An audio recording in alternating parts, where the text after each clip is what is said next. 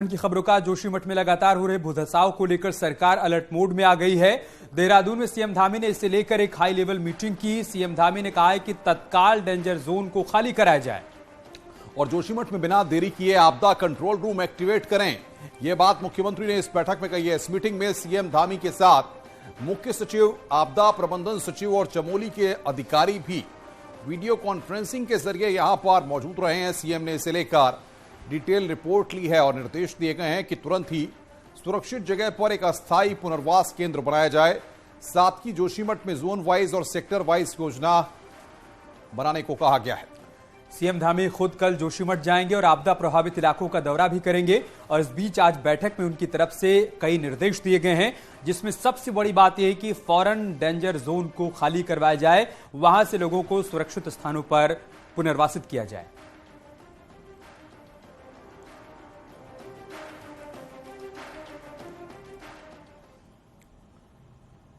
जोशीमठ में हो रहे भूधसाव का असर अब आदि गुरु शंकराचार्य जी की पौराणिक तपोस्थली पर भी पड़ने लगा है। लगभग 2500 वर्ष पुराना ज्योतिर्मठ मंदिर भी भूधसाव की जद में आ गया है और मंदिर के आसपास के इलाकों में भी दरारें पड़ गई हैं और लोग सहमे हुए हैं। वहीं मंदिर का कल्प वृक्ष भी खतरे की जद में आ चुका है। तस्वीरों में आप देख सकते हैं किस तरीके से मंदिर में दरार बढ़ती जा रही है। और ज्योतिष मठ के शंकराचार्य अभिमुक्तेश्वरानंद का यह कहना है कि अगर जरूरत हुई तो मंदिर को भी शिफ्ट किया जाएगा। अगर वहां पर खतरा दिखाई देगा तो भगवान की पूजा के बारे में, उनके विस्थापन के बारे में, स्थान परिवर्तन के बारे में कोई भी विचार जैसी परिस्थिति होगी उसके अनुकूल लेना होगा और सब लोग मिलकर के लेंगे। जोशीमठ में लगातार हो रहे भूधसाव के बीच मकान टूटने की पहली घटना सामने आई है। जोशीमठ के सिंहधार वार्ड में एक घर के ऊपर बना हुआ मंदिर अचानक से टूट गया, जिसके बाद उसके नीचे के कमरे क्षतिग्रस्त हो गए हैं। हालांकि प्रशासन ने घर को पहले ही खाली करवा दिया था, लेकिन मंदिर टूटने से मंदिर में रखी हुई मां भगवती की मूर्ति को भी नुकसान पहुंचा है। इसके साथ ही भैरव और नरसिंह देवता की मूर्ति को भी नुकसान पहुंचा है।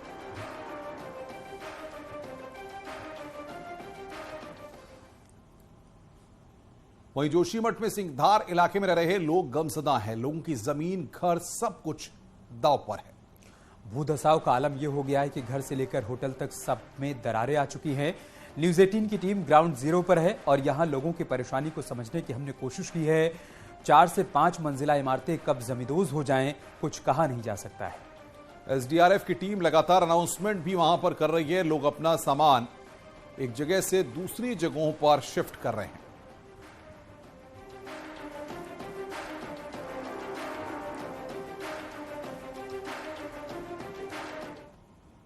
टनलों में 200 ब्लास्टिंगें की जा रही है एक साथ, और वो दिन में नहीं कर रहे हैं, रात को 1 बजे से 2 बजे के बीच में कर रहे हैं और रात में ही ये धस रहा है। ये परेशानी क्या, रहना ही मुश्किल हो गया है। और ये सारा एनटीपीसी का ही कमाल लग रहा है, क्योंकि जो नीचे मारवाड़ी में पानी फूटा है ना, उसमें रेता और मिट्टी मिल के आ रही है। तो इसका मतलब रेता तो वहां से आ रहा है, एनटीपीसी से। और वहीं जोशीमठ के प्रभावित इलाकों का दौरा करने भूगर्भीय और आपदा प्रबंधन की टीम भी पहुंची। आपदा प्रबंधन सचिव रंजीत सिन्हा ने बताया कि लगातार प्रशासन की टीम मौके पर निरीक्षण कर रही है। अब तक 50 से ज्यादा परिवारों को शिफ्ट कर दिया गया है। सरकार की पहली प्राथमिकता लोगों को सुरक्षित स्थान पर पहुंचाना है। वहीं उन्होंने ये भी माना है कि जोशीमठ के हालात चिंताजनक हैं।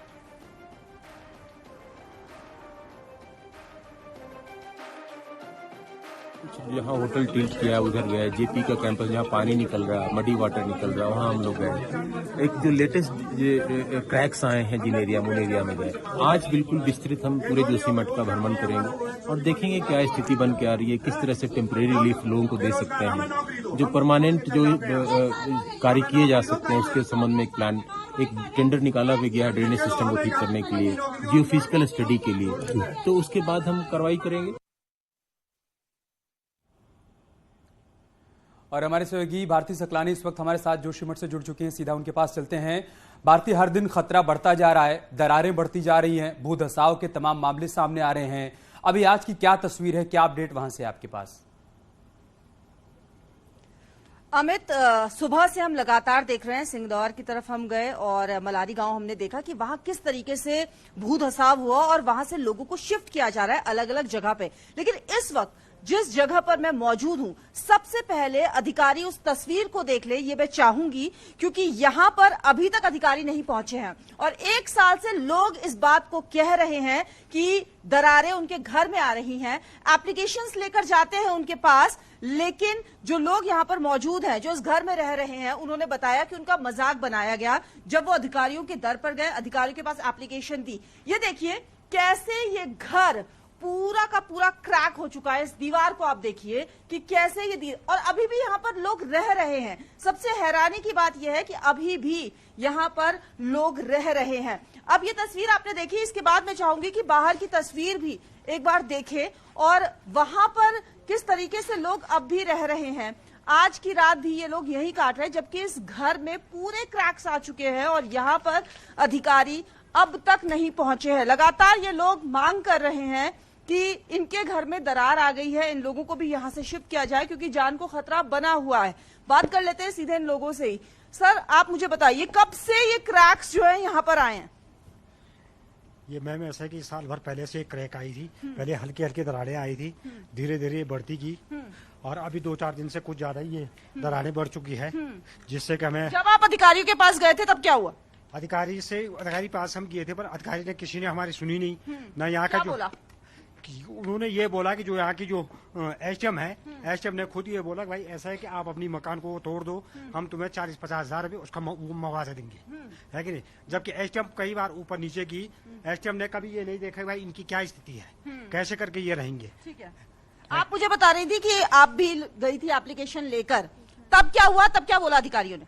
मैम, मेरे पापा साल भर पहले जब हल्की दरारें आई थी, उस टाइम पापा वहाँ पे एप्लीकेशन लेके गए थे कि हमारे घर पे ऐसे दीवारों पे दरारें पड़ रही है। तो उस टाइम पापा को बोला गया कि तुमने अपने घर की बुनियाद अच्छी नहीं डाली है, तुमने अच्छे से घर को नहीं बनाया है। आज 554 मकानें हो रखी है मैम डैमेज, तो उन सबकी ये बुनियादें सही से नहीं डाली गई थी। आज जब बड़े बड़े उद्योगपतियों के मकानें, इनसे कारण पूछिए कि जब 1 साल से लगातार इस तरह के हालात बने हुए हैं तो इसके पीछे क्या वजह निकलकर सामने आ रही है और क्या अधिकारियों ने फिलहाल इनके पुनर्वास के लिए कोई व्यवस्था वहां पर की है? ऐसे ही पीछे रह जाते। ये मुझे बताओ, आप अधिकारी आए यहाँ पर देखने के लिए, उन्होंने पुनर्वास के लिए बोला, आप लोग तो यहीं रह रहे हो तो अभी भी बहुत खतरा है यहाँ पर रहना। इसमें मैम आज आए थे वो लोग, उन्होंने हमें कहा है 14 लोग एक रूम में शिफ्ट करने के लिए कहा है। हम 3 परिवार रहते हैं यहाँ पे और लड़कियां हैं, पापा लोग बड़े हैं, गांव का इलाका आपको पता है, बहुए उनके साथ तो नहीं रह पा रहे हैं। 14 लोग एक कमरे में नहीं रह सकते मैम और 10 बेड है वहाँ। तो ये अनुपम, मैं यहाँ पर ये भी बताना चाहूंगी कि ये ऊंचाई पे है, जो हम पहले सुबह से तस्वीरें दिखा रहे हैं वो नीचे का इलाका है और वहां पर होटल्स जो भी हैं वो सब भू धसाव की जद में आ गए। ये थोड़ा ऊपर की तरफ आता इलाका, सुनील इस जगह का नाम है जहां पर इस वक्त हम मौजूद हैं। और ये आप देखिए कि यहाँ पर 1 साल से क्रैक्स। देखिए, अधिकारी लापरवाह बने हुए हैं, लेकिन एक जिम्मेदार चैनल होने के नाते हम यहाँ मौजूद लोगों से अपील करेंगे कि जान है तो जहान है, अपनी जान की सुरक्षा खुद करनी होगी। और मैं आपसे भी अपील करूंगा भारती कि खुद को भी सुरक्षित रखिए इस रिपोर्टिंग के दौरान, क्योंकि ये तस्वीरें बहुत डराने वाली हैं। सामान्य लोगों के लिए यहां पर रहना या किसी के लिए भी यहां पर रहना खतरे से खाली नहीं है। सवाल यह है कि सरकार, प्रशासन, शासन किस तरीके के हादसे का इंतजार कर रहा है और कैसी नौबत आ जाए उसके बाद एक्शन प्लान तैयार होगा, उसके बाद लोगों को पुनर्वासित किया जाएगा। सब कुछ बहुत चिंता में डालने वाली बातें हैं। बिल्कुल अमित, आप ठीक कह रहे हो। जब मैं यहाँ पर आई, मैंने ये तस्वीरें देखी तो वाकई में एकदम से डराने वाली तस्वीर। और यहाँ पर खास बात ये आप देखिए, मैं चाहूंगी कि हमारे कैमरा पर्सन राकेश रावत अंदर की तरफ भी आए और इस रूम को भी यहाँ पर दिखाएं कि ये जो क्रैक्स हैं यहाँ पर आ रखे हैं और लोग जो है अब भी इस घर में रह रहे हैं। ये देखिए लोगों का सामान, ये इन्होंने अपना आशियाना यहाँ पर बनाया हुआ है, मंदिर है यहीं पर और अभी भी यहाँ पर रह रहे हैं, सो रहे हैं। लगातार इनसे हम भी ये गुजारिश करेंगे कि आप लोग यहाँ पर न रहें, क्योंकि कोई भी बड़ा हादसा, कोई भी बड़ा खतरा यहाँ पर हो सकता है। आप मुझे बताइए मैडम, यहाँ ये बताओ कितना रिस्की है यहाँ पर रहना, फिर भी आप यहाँ पर रह रहे हो, जान का खतरा है यहाँ पर। आप लोगों से हम यही कहेंगे कि आपको यहाँ से शिफ्ट होना चाहिए। प्रशासन की टीम जब आपसे कह रही है कि आप यहाँ से निकलिए, जाइए, तो आप लोग क्यों नहीं जा रहे?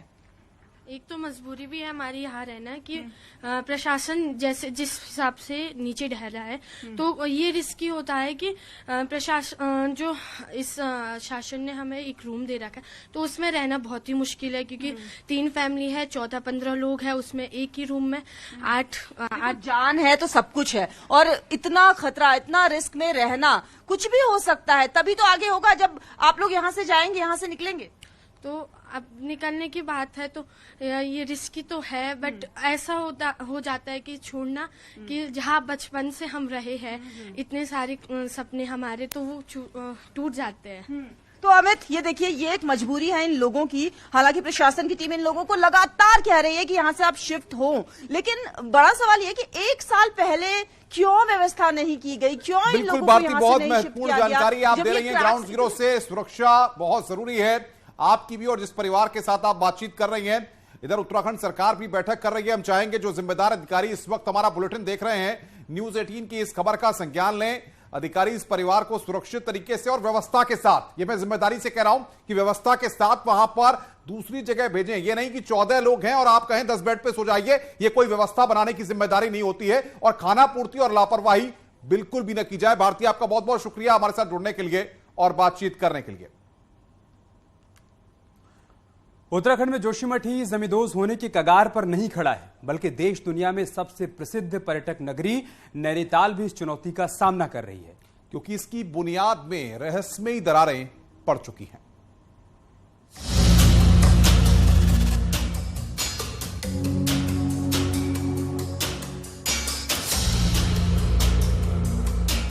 मकान पर पड़ी डरावनी दरारों की ये तस्वीरें गढ़वाल के जोशीमठ की नहीं है, बल्कि ये तस्वीरें जोशीमठ से 300 किलोमीटर दूर पर्यटक नगरी नैनीताल की हैं, जहां का एक खूपी गांव जमींदोज होने के कगार पर खड़ा है, जो नैनीताल से चंद किलोमीटर की दूरी पर बसा है। कहते हैं ये मकानों की हालत खराब है, हमारे बच्चे भी रात में डर रहे अंदर बाहर जाने में, और नीचे से मेरी गाय बकरियां हैं, बहुत परेशान हो गए यहाँ मकानों के वजह से। क्या पता कभी गिर जाए। परसों भूकंप आया तो बहुत ही डर लग पड़ी, हम लोग तो भागे, लेकिन गाय बच्चों की टेंशन हो पड़ी उत्ते खोलने तक, लेकिन वो रुक गया था। हैरानी की बात यह कि गांव के मकानों में पड़ी रहस्यमयी दरारों की चिंता किसी को नहीं। स्थानीय जनप्रतिनिधि सरकार से कहते कहते थक गए, लेकिन न तो ग्रामीणों के सही विस्थापन की व्यवस्था हुई और न ही रहस्यमयी तरीके से पड़ रही दरारों पर कोई वैज्ञानिक जाँच। देखिए, नैनीताल से ये मुश्किल से 3 या 4 किलोमीटर पे बसा है और एरियल डिस्टेंस लगाएं तो हम मुश्किल से 1.5 किलोमीटर पे है। इससे अगर ये बैठा तो इससे जैसे उस तरह से बलिया नाले से खतरा है, उसी तरह से कुरिया नाले से भी खतरा होगा और नैनीताल लगातार बैठता रहेगा, नैनीताल का नुकसान होगा। तो मैं समझता हूँ कि अगर यहाँ ट्रीटमेंट नहीं हुआ तो नैनीताल को आज नहीं तो कल ये नुकसान होगा। इस पर आप भूगर्भ वालों का भी कहना है, एक बार भूगर्भ वालों की भी टीम आई थी कि अगर यहाँ रिसाव नहीं रुका तो। खूपी गांव के लोग हर दिन डर के साए में जी रहे हैं। हल्की सी बारिश और भूकंप के झटके इन्हें थर थर कांपने पर मजबूर करते हैं, लेकिन इसके बीच नैनीताल की बुनियाद खिसकने की चिंता किसी को नहीं मौजूद है। और उस गांव का मैं आपको हल्का सा एक नजारा दिखाने की कोशिश करता हूं, एक तस्वीर पेश करने की कोशिश करता हूं कि आखिर किस तरीके से यहाँ पर ग्रामीण डर के साए में रह रहे हैं और किस तरीके से यहाँ जमीन बैठ चुकी है और लोग एक तरीके से खौफ में जी रहे हैं। ये देखिए, आप जमीन के मैं आपको क्रैक्स दिखाऊं तो इस तरफ ये आर्या जी का मकान है और ये आप देखिए इतने बड़े बड़े पत्थर, ये इतना बैठ चुकी है जमीन की, आप अनुमान लगा सकते हैं कि अगर हमने हाथ डाला तो इतनी जमीनें यहाँ बैठ चुकी हैं। ये देखिए, ये क्रैक्स मैं दिखाता हूँ आपको, ये सब क्रैक्स ये अपने आप में बता रहा है कि जो नैनीताल की तलहटी है, यानी नैनीताल की जो बुनियाद है वो किस तरीके से खिसक रही है। तो ऐसे में सरकार क्या कर रही है, ये अपने आप में एक बड़ा सवाल है। लेकिन जोशीमठ के बहाने जो नैनीताल के आसपास के गांव हैं, न्यूज 18 उसकी समस्या आपको दिखा रहा है। शैलेंद्र नेगी, न्यूज 18, नैनीताल। एक और जोशीमठ में लगातार भूधसाव हो रहा है तो दूसरी ओर पिथौरागढ़ के धारचूला वासियों का भी धैर्य अब जवाब देने लगा है, क्योंकि धारचूला के ठीक ऊपर एलधारा की पहाड़ी लगातार दरक रही है।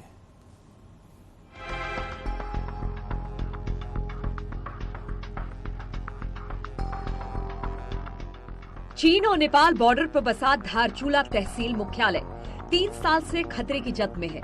हालात ये है कि हर बारिश यहाँ खौफ का मंजर लेकर आती है। बीती बरसात में एलधारा से दरकी पहाड़ियों ने 60 से अधिक दुकान और मकानों को जमींदोज कर डाला था। बावजूद इसके दरक रही पहाड़ी का ट्रीटमेंट नहीं हो पाया है। पहाड़ी का ट्रीटमेंट नहीं होने से गुस्साए लोग सड़कों पर उतर रहे हैं। लोगों को डर है कि कहीं जोशीमठ जैसी तबाही उनको भी ना झेलनी पड़ जाए। शासन की तरफ से टीएचडीसी को नामित किया गया था यहाँ पे डीपीआर बनाने के लिए। दिसंबर 31 तक हमारे पास टीएचडीसी ने पूरी रिपोर्ट दे दी है। अभी शासन में एक मीटिंग हुई थी सेक्रेटरी इरिगेशन, सेक्रेटरी डिजास्टर से की, एंड उनमें उन्हें इन प्रिंसिपल अप्रूवल मिल चुका है यहाँ की प्रोटेक्शन वर्क्स के लिए। अब यहाँ पे इनका बस टेक्निकल इवैल्यूएशन होना है एंड टेंडर कॉल होने हैं। एल्धारा ट्रीटमेंट की डीपीआर टीएचडीसी बना रहा है। डीपीआर का काम पूरा होने पर प्रशासन को टेंडर प्रक्रिया भी शुरू करनी है, जिसके बाद ही दरकती पहाड़ी को रोकने का काम शुरू हो पाएगा। लेकिन स्थानीय लोगों ने प्रशासन को अल्टीमेटम दे दिया है। प्रशासन आकर के उन्होंने हमें ये आश्वासन दिया कि 11 तारीख तक इस कार्य के टेंडर लग जाएंगे। 11 अभी जनवरी, तो 11 तारीख तक देखते हैं कि टेंडर अगर कॉल नहीं करती है कार्यदायी संस्था तो हम फिर आंदोलन की राह पकड़ेंगे। ये हमने प्रशासन को कह दिया है। दरकती एल्धारा की पहाड़ी ने जिस कदर बीती बरसात में तांडव मचाया था, उससे लोग अभी तक खौफसदा हैं। यही वजह है कि इस साल बरसात आने तक प्रभावित हर हाल में पहाड़ी का ट्रीटमेंट चाहते हैं। न्यूज 18 के लिए पिथौरागढ़ से विजय वर्धन उप्रेती की रिपोर्ट।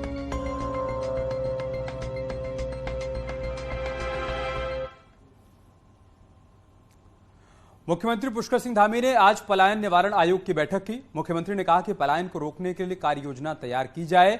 वहीं जो लोग वापस उत्तराखंड लौटकर काम कर रहे हैं उन्हें और प्रोत्साहित किया जाए। मुख्यमंत्री पुष्कर धामी ने कहा कि स्मॉल इंडस्ट्री, टूरिज्म, सेब और कीवी की खेती को भी बढ़ावा दिया जाए। वहीं पलायन आयोग की तरफ से सुझाव भी दिए गए हैं, जिसमें हर जिले में स्वरोजगार को बढ़ावा देने के लिए नोडल अफसर तैनात किए जाने की बात कही गई है। स्वरोजगार, ग्राम्य विकास और पुनर्वास पर जोर दिया गया। किसानों को बीज, खाद, उपकरण आदि पर सब्सिडी दी जाए। वहीं सीमांत दर्शन योजना चलाई जाए ताकि बॉर्डर के गांव में लोग जाएं और वहां पर चहल पहल बढ़ सके।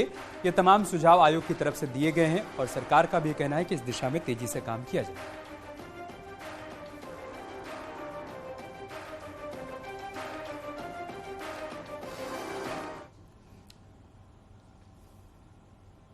प्रधानमंत्री ग्राम सड़क योजना की तर्ज पर उत्तराखंड में मुख्यमंत्री ग्राम सड़क योजना की शुरुआत होने जा रही है। इसके तहत ऐसे गांवों को रोड से जोड़ा जाएगा जिनकी दूरी 3 किलोमीटर या इससे कम है। ग्राम विकास विभाग की मीटिंग के दौरान सीएम पुष्कर सिंह धामी ने इस योजना को मंजूरी दी है। मीटिंग के दौरान सीएम ने ग्राम्य विकास की प्रोग्रेस रिपोर्ट भी देखी। मीटिंग में पहाड़ों की सिंचाई के लिए 60 करोड़ और जंगली जानवरों से खेती की सुरक्षा, बाढ़ के लिए 100 करोड़ देने पर सहमति बनी है।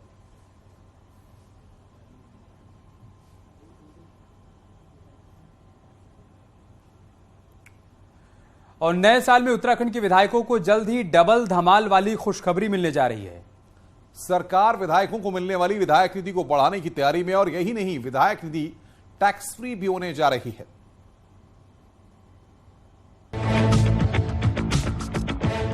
ऐसा कम ही होता है जब दो अलग अलग पार्टियों के विधायक एक ही लाइन पर बोले। अमूमन ऐसे मौके तब आते हैं जब मामला खुद अपने आप से जुड़ा हो। उत्तराखंड के कई विधायक पिछले कुछ समय से हर साल मिलने वाली 4.25 करोड़ की विधायक निधि को बढ़ाने की मांग कर रहे थे। इसके अलावा एमएलएज विधायक निधि पर लगने वाले 18% जीएसटी जो 67 लाख सालाना है उसके देने पर आपत्ति जता चुके हैं। अब नए साल में सरकार की तरफ से विधायकों की दोनों डिमांड्स पर पॉजिटिव रिस्पांस आया है, जिसको लेकर कांग्रेस विधायक भी खासे खुश हैं। ये उसमें भी सहमति जताई है, क्योंकि विधायकों बल्कि उनकी मुख्यमंत्री को बढ़ाने के लिए बात भी कही है, क्योंकि बार बार माननीय विधायकों की मांग आ रही थी कि 18% जीएसटी कटने के बाद पैसा 18-54 लगभग 50-60 लाख रुपये उसमें चले जाता है, तो उस पर सहमति हो गई है। अब जीएसटी जो है उससे अलग से उसको सरकार होकर वहन करेगी। जो ग्राम विकास मंत्री जी का बयान आया है कि जीएसटी जो सरकार वहन करेगी, ये बात विधायकों की थी, ये मांग थी, उसको पूरा किया गया है। अब हम सरकार से कहना चाहते हैं कि विधायक निधि को भी जो है वो तत्काल प्रभाव से बढ़ाया। हालांकि एक समान भौगोलिक परिस्थितियों वाले पड़ोसी राज्य हिमाचल में उत्तराखंड की अपेक्षा काफी कम 1 करोड़ 80 लाख की विधायक निधि दी जाती है। उत्तराखंड में अब विधायक निधि बढ़ा दी जाती है तो सरकार पर दोहरा बोझ पड़ेगा। 18% जीएसटी विधायक नहीं देंगे, लेकिन सरकारी खजाने से इसको जमा किया जाएगा। देहरादून से न्यूज 18 के लिए सुनील नवप्रभात की रिपोर्ट।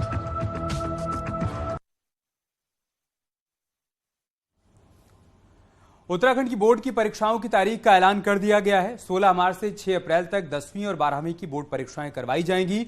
हाई स्कूल परीक्षा 17 मार्च से शुरू हो जाएगी, जबकि इंटर की परीक्षा 16 मार्च को शुरू होगी। वहीं 1 फरवरी से 28 फरवरी तक हाई स्कूल और इंटर की प्रैक्टिकल परीक्षा होगी। इस साल इंटरमीडिएट में 1,32,110 स्टूडेंट शामिल होंगे, तो वहीं हाई स्कूल में 1,27,320 स्टूडेंट हिस्सा लेंगे।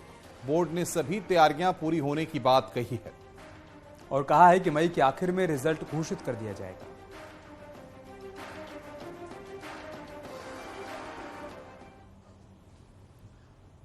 उत्तराखंड बोर्ड की जो हाई स्कूल और इंटरमीडिएट की परीक्षाएं हैं, लिखित परीक्षाएं 16 मार्च से प्रारंभ होंगी और 6 अप्रैल को समाप्त होंगी, और बोर्ड परीक्षा फल हाई स्कूल और इंटरमीडिएट का वो लास्ट वीक ऑफ मई, यानी कि मई के अंतिम सप्ताह में हम घोषित कर देंगे।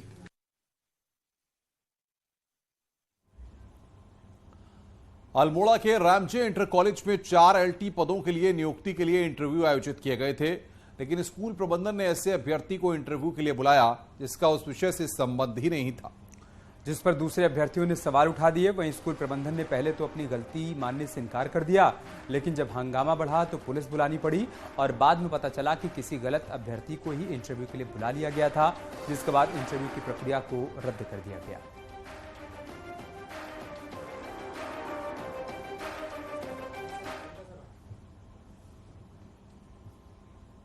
आवेदन करी थी, जो पोस्ट है रामजे द्वारा खोली गई थी।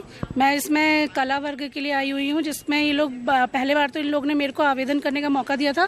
सेकंड टाइम जो इन लोग ने विज्ञप्ति निकाली है उसमें इन लोग ने मुझे कॉल लेटर इशू नहीं करा हुआ है, तो उसकी रोक के लिए कि अंदर ही अंदर इन लोगों की क्या धांधलेबाजी चल रही है इसका पता करने के लिए, और सारे जितने भी बेरोजगार हैं उनके भविष्य को सुधारने के लिए। कुछ टेक्निकल प्रॉब्लम होने के कारण इस इंटरव्यू को पोस्टपोन कर रहे हैं और माननीय उच्च न्यायालय के आदेशानुसार ही इंटरव्यू हो रहे थे।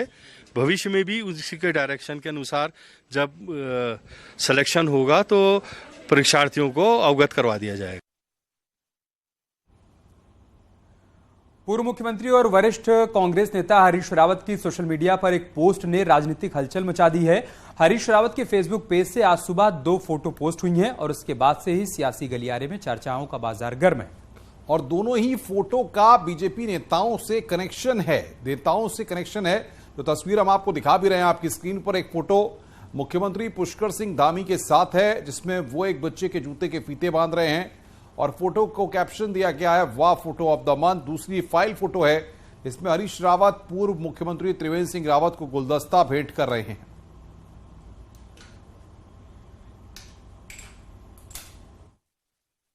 हरीश रावत जी दे सकते हैं, और लोगों के अपने व्यक्तिगत संबंध भी होते हैं। राजनीति अपनी जगह है और व्यक्तिगत संबंध अपनी जगह है। हो सकता है कि जो कोर्ट का निर्णय आया उसको लेकर रावत जी ने उनको बधाई दी हो, और व्यक्तिगत ताल्लुकातों के तहत अगर कोई कुछ करता है उसमें टिप्पणी करने की मुझे लगता है। नहीं, पुष्कर धामी की उन्होंने ट्वीट करी है। अब रावत जी हमारे वरिष्ठ नेता हैं, अब उन्होंने ट्वीट किया है, क्यों किया है, कैसे किया है, उसका जवाब तो हरीश रावत जी दे पाएंगे, प्रीतम सिंह नहीं दे सकता। नहीं, रुक रहे हैं छोटे से ब्रेक के लिए।